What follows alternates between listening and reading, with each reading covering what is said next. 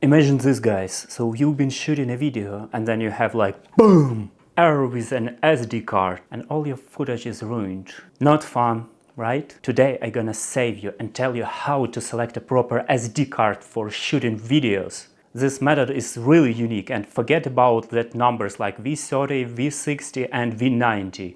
It doesn't really matter. These figures only show the minimum speed that the card has, which doesn't reflect the real speed that the card can have. And the speed is really important for the quality of video that you have. What is really important is two metrics: the video bitrate and the write speed. First, you need to know the bitrate of your camera.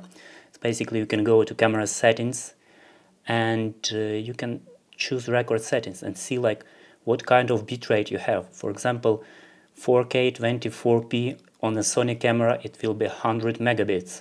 If you put it to maximum, it will be 200 megabits. So that's the right speed that we are looking for our SD card. So in maximum resolution and maximum frame rate, it will be 200 megabits. So let me show real example how to choose cards.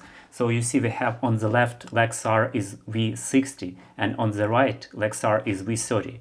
If we go to specs and performance, we can see then V60 do only 120 megabits per second and V30 do 180 megabits per second, which is really faster than V60 card. Like and subscribe.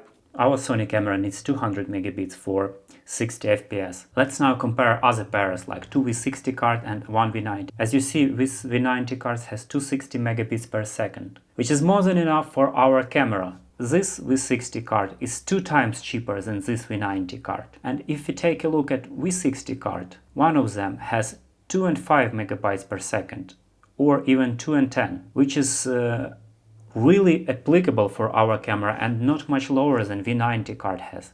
At the same time, another V60 card, it has only 120 megabits per second, which is really not enough for our Sony camera. That's how I choose this kind of Lexar card, because it's really the best card for my camera and for my budget, as it gives me a necessary speed, but I don't overpay. But you shouldn't be only trusting the specs on website. Let's do a real test of this card. As you see, this card is really capable to shoot in even 8K video, which is really good. It doesn't capable to shoot in Blackmagic RAW or in ProRes RAW, but we doesn't have that option in our camera, in our Sony camera. So this card is just a perfect choice for a Sony camera like A7C II. I would be an asshole if I wouldn't mention these two things to you as well. First thing, you should realize that there are a lot of fake cards on the market. Price lower than estimated retail price is usually a signal that your card can be fake. Fake card will not have the real write speed, or your footage can be corrupted. When you're paying a high price,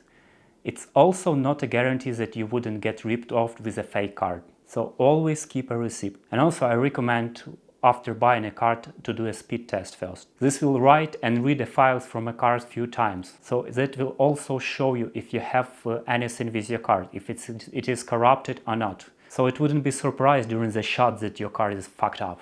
The last thing to mention is that no manufacturers want to say you that every SD card has a limited cycles of read and write. That means that if you're using this card for a while, it will just stop working at some moment. So that's why I don't really recommend to buy used cards, because you don't know how many cycles are left. And also you don't know if this card fake or not. I hope this guide really helped you to pick a proper SD card.